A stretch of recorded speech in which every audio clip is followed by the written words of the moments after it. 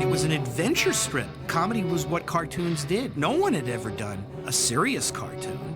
Each one is written, edited, formed, directed, scored, and lit as if it was actually happening. Everything that they did in those cartoons is stuff that we're still building on. So much of the Superman mythos is in those cartoons. I think those, more than anything, established Superman as the icon he is today.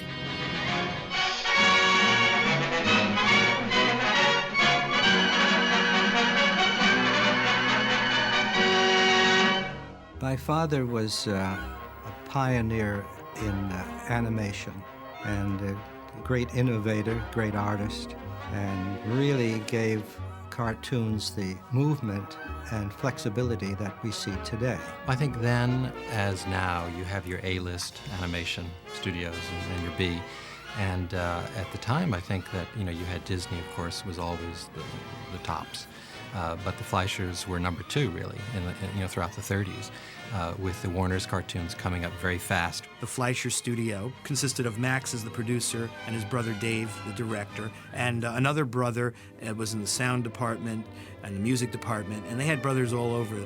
Max Fleischer was a cartoonist in the early part of the 20th century, and he also liked to invent things. He was an inventor. And in fact, at one point, he was the art editor of Popular Science magazine. So when he got wind of animation, which of course in the early teens was in a very crude beginning stage, it seemed to be a perfect marriage of all of his interests, of the science, the technology, and the art, and the cartooning.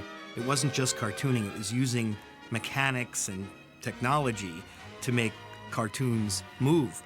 As the studio developed, Max let his focus be the technical aspects of the animation. After a cartoon was finished, Max would often screen the film, and Max would say, well, now, boys, you could have done this here, and the animators looked upon him as a father figure, whose advice they really valued. Max, of course, was a perfect gentleman all the time. I never heard him raise his voice. And they were a very talented family, each one of them. Dave, I consider him the best gag man I ever knew. Dave Fleischer really enjoyed the storytelling aspects, and as director would discuss ideas and gags, so the two were actually a perfect match. Max came up with this idea, which was, he thought, a cheaper way to make cartoons, which would be to photograph live action and then trace over it. He invented a machine called a rotoscope, which is still in use in every special effects house in the world. And that made a complete change in the look of animation. He used it to make his first series of cartoons, Coco the Clown, and that put him in business. He actually had a cartoon series in movie theaters, Out of the Inkwell. The clown appeared as a cartoon along with my father, who was live action. And the two played together and had adventures together. But his most popular creation is Betty Boop. And Betty Boop's still going strong. He produced the Popeyes. He brought Popeye from the comic strip onto the screen, where the character became even more popular than it did as a comic strip cartoon.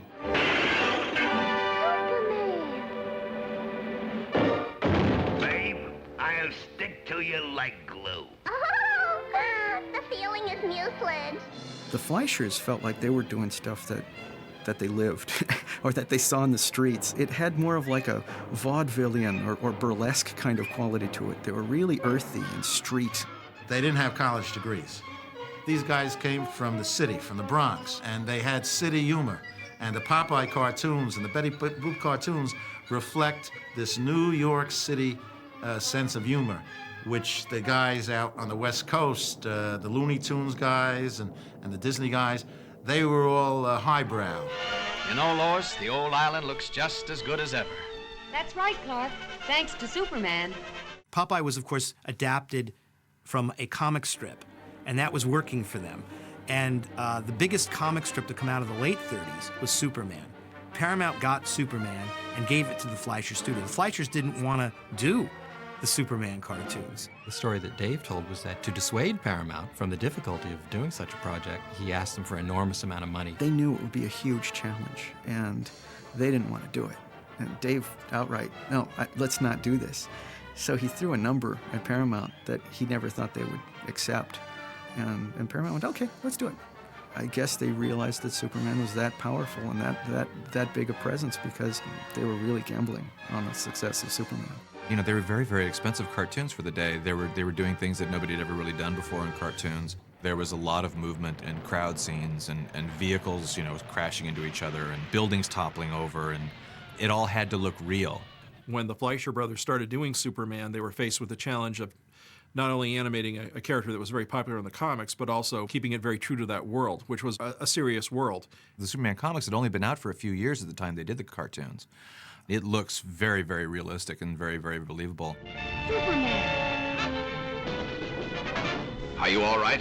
Yes, for the moment, but The designs of the characters, Lois and Clark and Superman himself, they're all very, very faithful to the look that Siegel and Schuster came up with for the comic. They also had to come up with a style. Back in the 30s, adventure fiction that was sold on newsstands before comic books was pulp magazines. Magazines that sold adventures, Western stories, detective stories, heroic stories like The Spider and The Shadow. And they had these great lurid covers, beautifully painted, of dramatic incidents. And if you look at those pulp covers and you look at the first Superman cartoons, you can see that they were taking that feel of the pulp magazine and they were transposing it to the animated cartoon. The backgrounds in the Superman cartoons were extremely atmospheric. Animation was not a one-man job, you know. We had specialists do different things.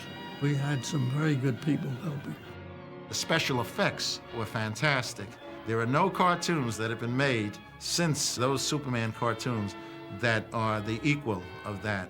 The look of the cartoons actually anticipates the look of film noir films. They're very, very dark and very, very shadowy and a lot of Dutch angles and very dynamic storytelling, which is stuff you take for granted in the film noir school. Yes, Doctor. I've been feeling much better lately, but I'll be right over. I'll see you later, Lois. Doctor's orders. Doctor, my eye. The Adventures of Superman radio show began in 1940, I believe, as a syndicated show, and later on, the Mutual Radio Network picked it up. The voices in the animated cartoons included at least two of the principal voices from the radio show. Bud Collyer was the voice of Superman, and Joan Alexander was the voice of Lois Lane. Bud Collyer was the voice of Superman on the radio and was well known to people as that's how Superman sounds, so they got the real Superman to do it. Bob Maxwell, the producer of the show, told him, well, I want you to just test it out, see, you know. And they kind of conned him into it because, you know, the pilot sold and oh, that's it, you're our guy. The first moment when you see Clark about to transform to Superman and you hear Bud Collyer, who was the only guy in the world who could do that, when he starts out saying, "This looks like a job for Superman." And he just lowers his voice and right away you get a transition. It also contributes to the illusion that maybe the people close to him would not recognize that the two are the same person. Uncanny how Superman turns up just when you need him. I didn't even get a chance to thank him. There's a myth that they came up with, the look up in the sky, but that's actually from the radio. The look up in the sky, it's a bird, it's a plane, it's Superman. It's like from the first radio show. Faster than a speeding bullet, more powerful than a locomotive, able to leap tall buildings in a single bound.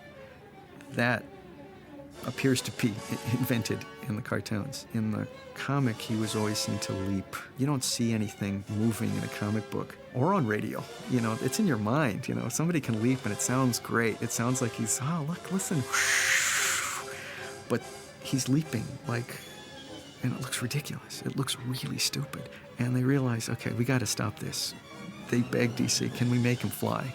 And they're like, yeah, sure, fine. Yeah, you can do that. And so that was adopted in the comics because people expected it. Of course Superman can fly. Look, he just did. So now he can fly. I don't believe it. He is human. An unsung genius of the Fleischer cartoons was the musician Sammy Timberg. The soundtrack to that first cartoon in particular, Superman, is one of the greatest musical soundtracks. And in most of the Fleischer cartoons, it's carried a lot by the actions of the characters, the motivations of the plot, and the music.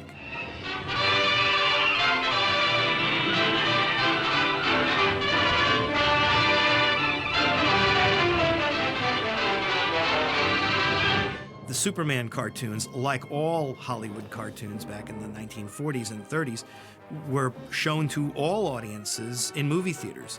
Cartoons were the most popular part of the program outside of the feature. When you went to see a funny cartoon like a Looney Tune or a Columbia cartoon, one of the others, you were looking at it sort of like an animated version of the Sunday Funnies. Most theatrical cartoons at that time were more adult fare than strictly children's fare. These cartoons were very prestigious. Paramount made movie posters for them. They had advertising. They made a trailer. Nobody ever made a trailer for a short subject. They didn't do that, but they did it for Superman. This was a big deal. With their robots and their futuristic settings and themes in some of them, it's obvious that they would then inspire, a whole range of cartoons to come in the future.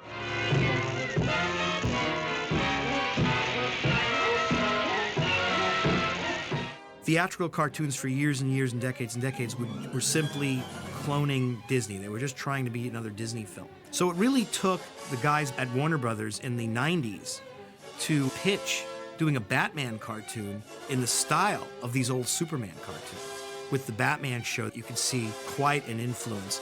When we started doing the Batman animated series, I was actually going to go with something a little bit brighter, gaudier, a little bit more weird and stylized. But my boss at the time suggested that we look at the Fleischer Superman cartoons again. I think a lot of filmmakers today look back at those and go, that's pretty impressive. I know that when we did the Superman and Batman cartoons at Warner Animation in the 90s, those were a definite inspiration to us because we would look at them for staging and for pacing and for the idea of telling a superhero story without much dialogue. The Superman cartoons were labors of love. They were light years away from even the Disney cartoons. To Paramount, they were probably the closest thing they could do to producing a live-action Superman series. They are just amazing to look at. No matter how much money we spend today, we're still never going to quite top that magic. Fleischers marched to a different drummer. And really, only the Fleischers could have done the Superman cartoons, and they were the perfect studio to get that opportunity. I think that for people who've never seen the cartoons before, they'll be like a buried treasure. This is some of the coolest Superman action I've ever seen because they were groundbreaking in their day. They're a triumph of design and animation and of music. They stand head and shoulders over most everything else ever done in animated adventure.